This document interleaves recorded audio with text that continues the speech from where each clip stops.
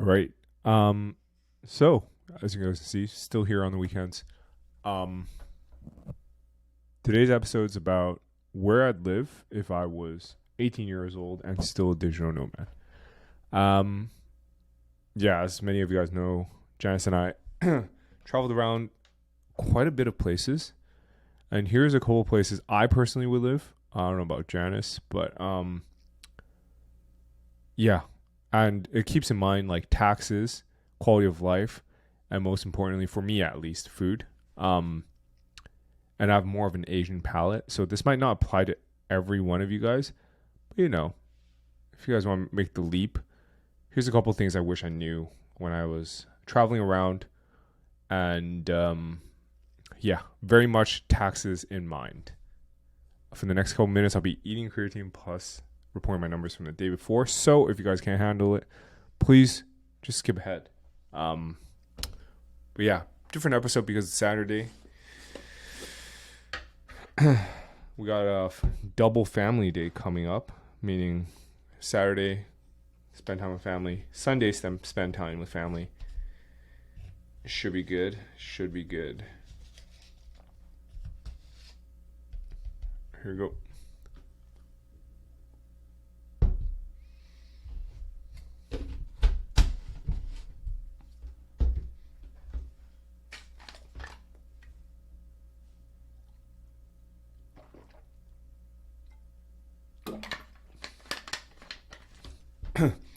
All right.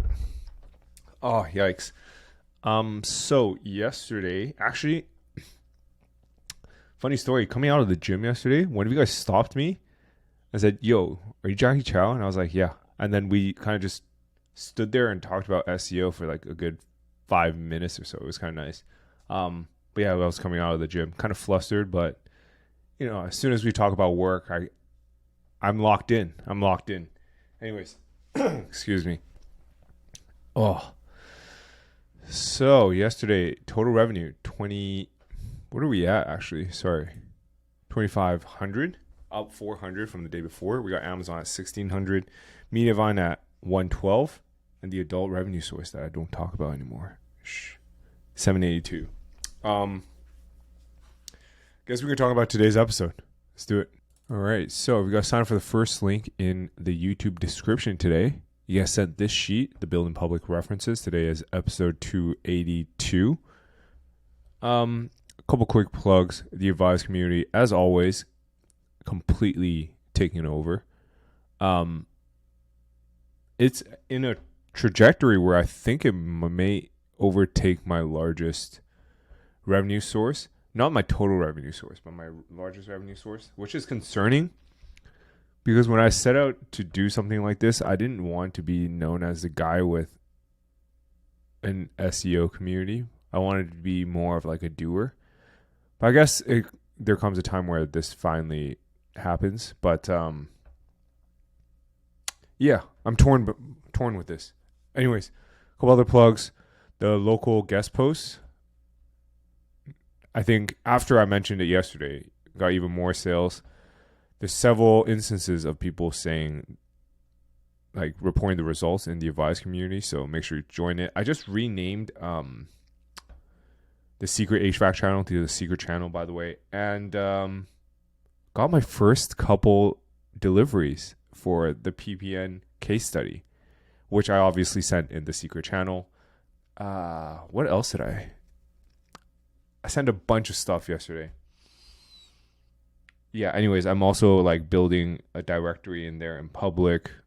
Lots of value. Plus, on top of all that, Sean's doing like an age domain course. Guys, the bundling is real. We're going to provide so much value that like it'd be silly not to join at like $120 a month. It'd be stupid not to do it. Anyways, let's talk about it. So, this episode is for when you're just starting out. If you're 18 years old, digital nomad, you're looking for a place to move on $2K a month. Where would I go? And as mentioned before, I like Asian cuisine. Western cuisine is more like like I can only smash probably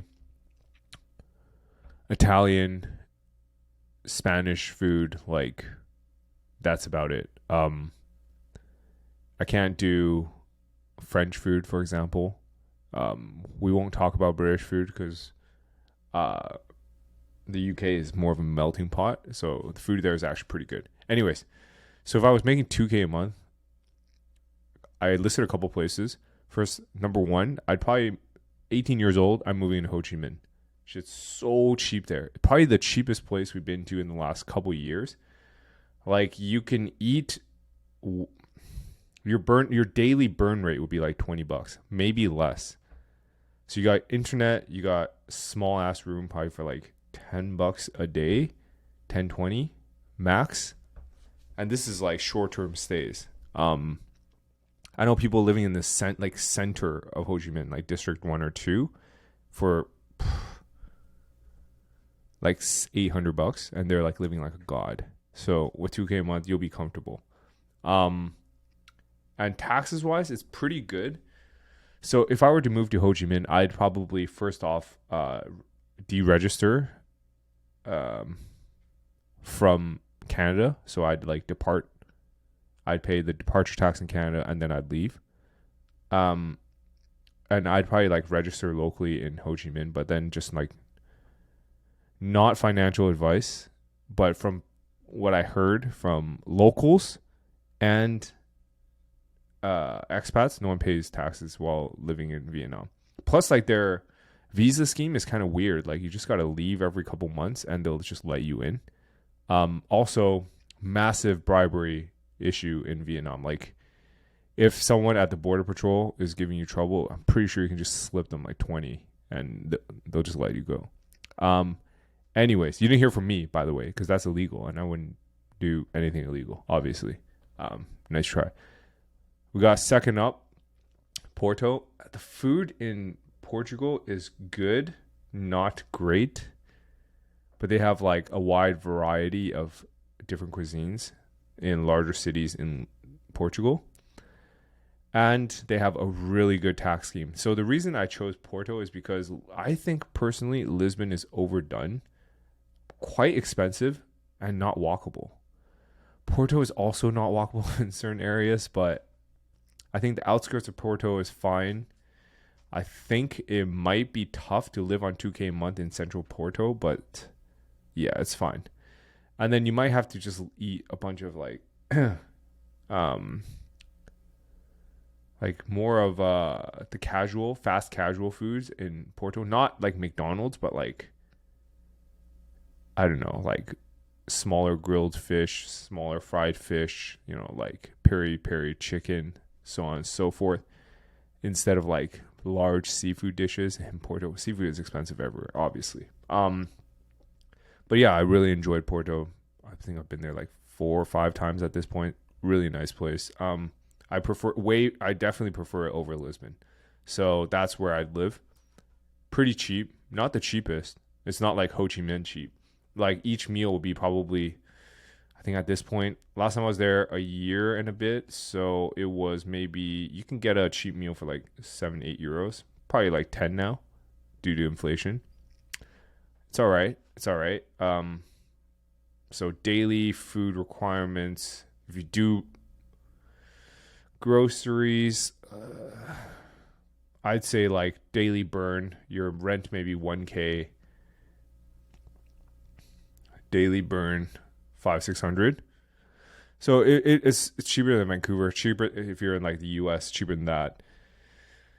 It's all right, but huge saving grace, 0% foreign dividends. All right. Next up, we got Kuala Lumpur in Malaysia. Janice wouldn't agree with this. I'm just gonna slip this one in because I really like the food in KL. Huge entrepreneur scene. When I was in KL, actually, I met like freaking 6-7 killers. One of which is like $500 million company at this point, I'm pretty sure. Yeah, amazing food, tons of expats. Huge startup scene, hustlers. So I think quick note, Vietnam and Malaysia, like I don't know what's going on with Southeast Asians, but they were like completely built different. They're like super hustler. Whereas if you're in Portugal and Porto, maybe you might not be as like motivated to work because people there are more like lax. You know, just low taxes as well.